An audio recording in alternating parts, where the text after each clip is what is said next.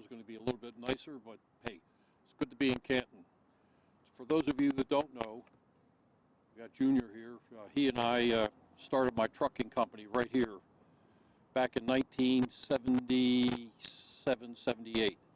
Right here, had an office trailer here, and right across the pond right there, those two buildings over there, I was in the Iron Workers Union. I put the roofs on them the day before I went into the Air Force for a while. And so I have a lot of history here, and I'm really happy and proud to be here in Canton. This is a really vibrant, good neighborhood, one of the few that's left here in Maryland, in Baltimore. And the tower back there I built, the shopping center I cleaned up, and I don't want to keep on bragging about stuff like that, but I did it. And people say, oh, you should tell people what you've done. And I am really loath to really want to do that because it's like bragging. But we're here, and this place is a fantastic place to be, and we need to make it better. Our beautiful state is in economic turmoil because of the governor that we have, who is running for president. This guy is unbelievably horrible. I heard he was in North Carolina campaigning for a senator a couple days ago. You know, what's that about when you got a sewage spill going on, the electric bills going on here, high crime, high taxes, high fees. These are things that are unbelievable. And right behind this peninsula right here is the Key Bridge, which is not being built or it's not being done properly. And when I'm the governor, the first thing I'm going to do is I'm going to cancel the inauguration because we can't afford it. That big inaugural party, not going to happen. I would be at the base of that bridge in the morning to talk about just exactly what is going on or not going on. The engineers, the bureaucrats, and the construction companies they're going to need to look at somebody in the face, which I don't think they are explaining to anybody now what's going on. They're going to have to tell me, as the governor, what's going on with this and why it's not being built and why it's not being done on budget and on time. We have all across our state, I've been traveling across the state, out in Western Maryland, we have rolling blackouts in Maryland. I don't know if you all know that, but rolling blackouts in Maryland. Ocean City's got wind turbines out there that really are ineffectual and don't work. They only represent maybe 6% of our total capacity for electric here in Maryland. Basically the solar panels, and those are a joke. This Green New Deal and climate, just climate heating up is just ridiculous. It's a Democratic ploy to get more money, and it's a money grab. So I'm here to tell you that, I'm not going to keep on talking about what's wrong. I want to tell you what I would like to do as governor to make it right. And I have said this time and time again that we need to rebuild or recommission or restart the power plants that have been shut down. There's 4 of them. We were at Carroll Island a couple of weeks ago, and it's gone. That can't be redone, but there's 4 other ones that can be done, so that we can recommission them and get started so we don't have to keep on buying electric from other places. We can't close Brandon Shores, which is over in Anne Arundel County. That's scheduled to be torn down on 2029. That cannot be done. And we can't have people sitting at home right now. All of us, 100% of the people in the state of Maryland are at homes or their businesses cold because you got your thermostats turned down. What's that about? We can't do that, but that's what's happened under this guy. Again, this Green New Deal and global warming is ridiculous, and we have to stop it. And we have the immediacy of the problem that we have right now is people are cold and we need to get warm again. It's that simple. And then in the summertime, we really need to get started again because the electric is going to be even more expensive when we are trying to cool our homes. We just simply can't wait as this guy's running for president of the United States and not governing our great state of Maryland. A few things we have to do. I want to make sure that I'm very much into law enforcement. I want to make sure that we retain the police that we have in place, and we get out and we get as many people recruited, good people, to come on board, because we're lacking in personnel in pretty much every jurisdiction in the state. We need to cut the expenses, get rid of the bloated bureaucracy. I want to tell you right now, they don't want to see me come. They don't want to see me come. When they see me come into their place, they better explain what they're doing in their jobs. And I'm going to get into that in a second. We need to eliminate VEIP, emission control tests. What is that about? Anybody ever failed one? If you do fail it, you got to pay a fee. But you don't have to fix it, you just pay a fee. And this needs to be just done away with. It takes time for us to leave and go from work, to take it there, to come back, and then you pay a fee. And that fee's doubled up. I think it's up to like $30 or $40. It used to be $16. And it's just a money grab. Right out here in Canton, this is Boston Street right here. Boston Street is going to be a route for the Red Line. The Red Line is going to be built here to go from Social Security and Woodlawn over here to Bayview. It's going to cost like $3 to $5 billion, and it's a waste of time. It's a waste of money that we do not have. It's got to stop. It can't even be entertained anymore. The other thing is, this blueprint for Maryland for education is a debacle that's just crazy. We have less people graduating and costing more money right now than what we had before, and this plan is in place. And if we don't have enough money to fund that, each jurisdiction, like I live in Talbot County and in Baltimore County, those counties are going to have to pay the fee for the shortfalls for that budget in education. So it's a joke. I will make sure that we get in and do an audit on the 501c3s that are hundreds of millions of dollars, and we have to make sure that we get that squared away immediately. But one of the things that I've done all my life, I was here, what did I have on it, 10 trucks here already? 10 trucks. Got up to 552 trucks. It started right here on this property where we're standing, from nothing. I did that with the help of some pretty good people, and it started right here. This was bought by the city to be made into this beautiful park, and then I was able to build over here and stay in Baltimore and Canton because I love it here, and I really do. We have so many good things that we can offer in our state. Medical tourism. If you get sick, this is where you want to be, in Baltimore, in Maryland. You want to do it here.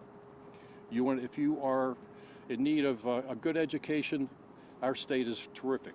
And we have our environment, just all the tourism that we have here, just with our state. We need to make sure that we're doing that again. But talk is cheap. That's what we get from this guy. He doesn't say anything. If you look at him, you used to think, oh, what a handsome, articulate guy. That's what I used to think. Maybe he's going to do some good, but he does nothing. He just speaks, and it's all political theater. It's not real. And I think that we have to call him out for it now, because it's getting too late. We got around 9-10 months till the election, and things are going to get bad. So the first thing that I'm going to do this morning is we have an action void in our state, and we have a personnel issue where a lot of the personnel at the governor's office are leaving. Many of them are leaving, and we don't have people that are going to be able to stick around here and stick in there and be listening to you, listening to what your problems are. How can we help? Nobody hears that from this state. What they hear is, hey, how do we get Governor Moore elected president of the United States? We just can't have that. So it's going to start right here this morning.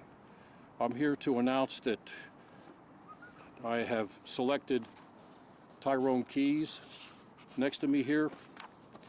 He is somebody that's been working with me. I've known Tyrone for about 10 years. He's a friend of mine and a very close confidant, and a person that really knows what he's doing when it comes to reporting, getting data together for me to run this campaign. I've been appreciative of all the help that I've gotten from him.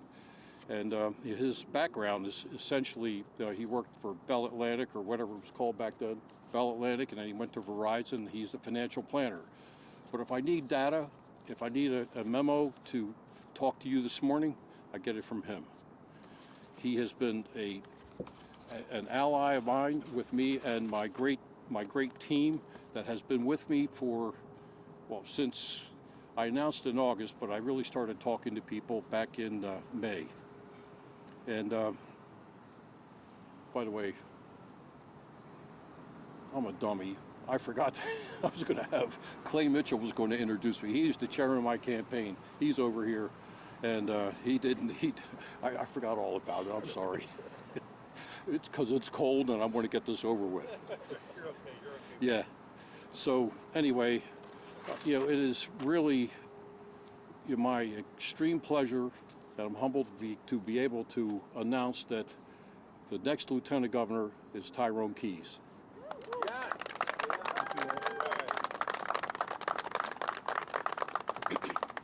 Good morning, everyone. And first, let me say that I deeply appreciate my friendship with Ed and his trust and confidence in me to be his running mate. As Ed said, I'm Tyrone Keys. I was born and raised in West Baltimore. In the early 1940s, my grandparents, the late David and Maggie Lee Bullock, they were part of the great migration of blacks out of the South. And they were in search of better opportunities than sharecropping, and they'd been told that Maryland was a sort of promised land. So they initially settled in Cherry Hill. Fast forward, after my grandfather returned from the Pacific in World War II, they were able to purchase a modest home in West Baltimore.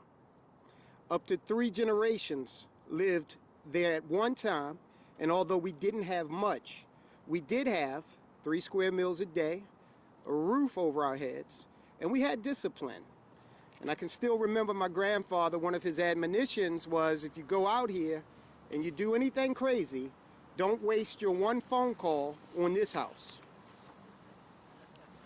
So, having that as a background, when I think about all of the people who over the decades, they came to Maryland seeking a better life, like my grandparents, I'm saddened by the state that we find ourselves in today.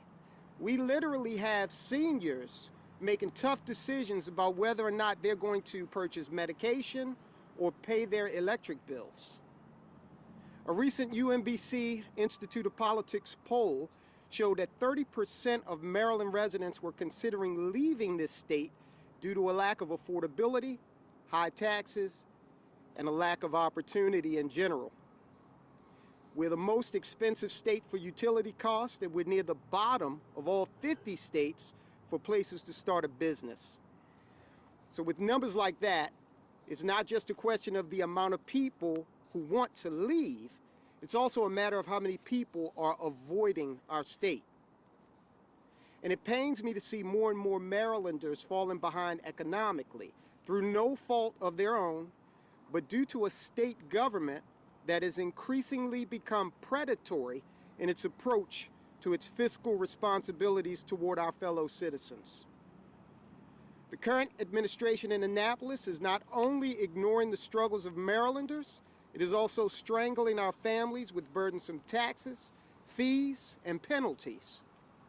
One ironic example of this lack of respect is evidenced by the administration's belief that it's being generous by offering a payment plan for your vehicle registration.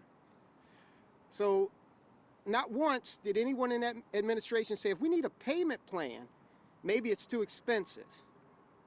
They also seem to be more concerned with record profits for power companies and fanciful notions of magical energy sources than with our fellow citizens being able to affordably heat their homes in what has thus far been a brutal winter.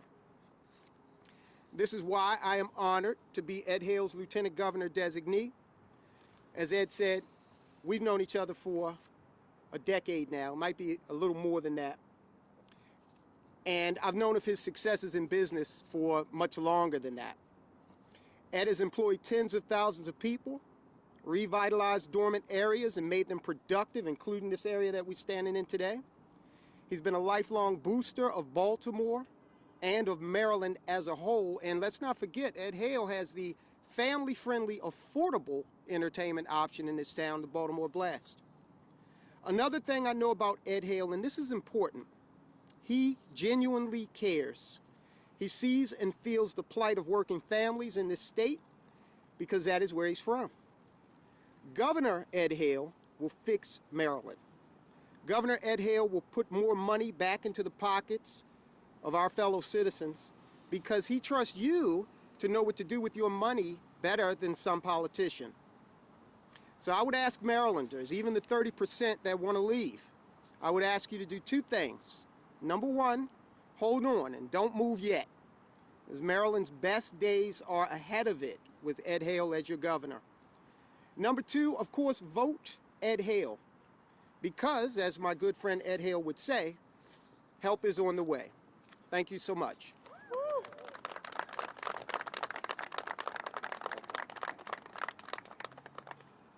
Thank you, Tyrone. We'll take a few questions, but I did want to just reminded me when Tyrone was speaking, Tyrone has spoken about just the affordability in our state.